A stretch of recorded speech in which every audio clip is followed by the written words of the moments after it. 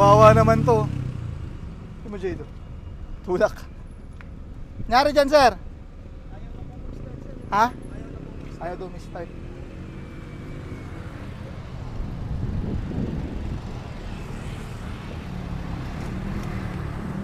Ano ba ito? Natambak? Wala nga. Ito pa masama. May nakita ako, Jade. Racing ka, no? Racing kamote. Walang kickstart.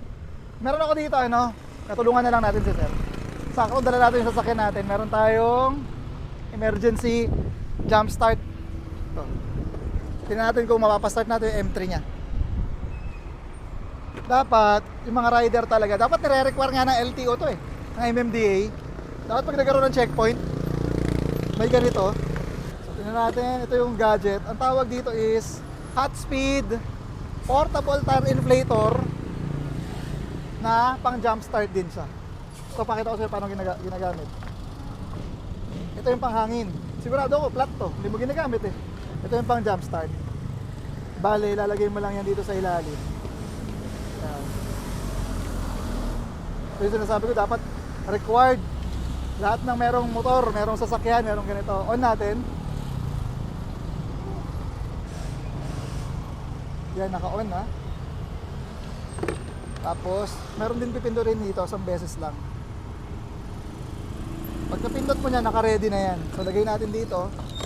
Siyempre, pula sa pula, itim sa itim. Positive sa positive, negative sa negative. Yan. Makita mo, may umiilaw-ilaw sa loob. Oh. Yan. Tingnan natin kung magsa-start yung motor. Wala talaga. Wala. So, lagyan natin itong negative. Pindot ng isang beses. Ayun. Kapag nag-stable lang na green na ganyan, isang green na lang, makikita ko yung green sa loob eh. Ibig sabihin, pwede na siyang i-push start. Tingnan natin kung mag-push start. 3, 2, 1. Ganda, no? Tapos, once na mag-start mga sir, pwede nyo nang tanggalin yung ating portable jump starter. Tapos, hayaan nyo lang yung motor na mag-idle para yung mismong motor or yung mismong kotse, pwede na siyang mag-charge ng sarili niya. Ito pa problema mo. Ano sabi mo? Flat.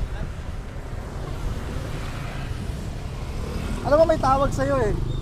Alam mo tawag sa'yo? Kamote siya. Hindi kamote. Siga. Siga. Dapat sigamit lang. Ah. Yung gadget na yon, bukod sa pwede pang start, pwede rin siyang pang flat tire. So, testingin din natin. Natin oh. Kabit lang natin dito.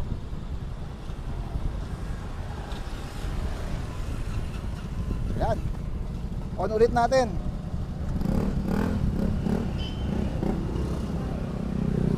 Ay iba-ibang settings to eh. Kotse 36 PSI. Motor 32 PSI. Bicycle 30 PSI.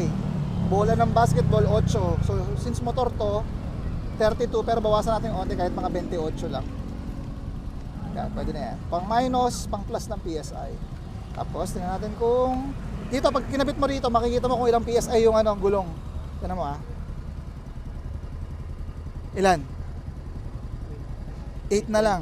8 na lang. Pag pinindot ko tong gitna, titigil yung inflator hanggang 28.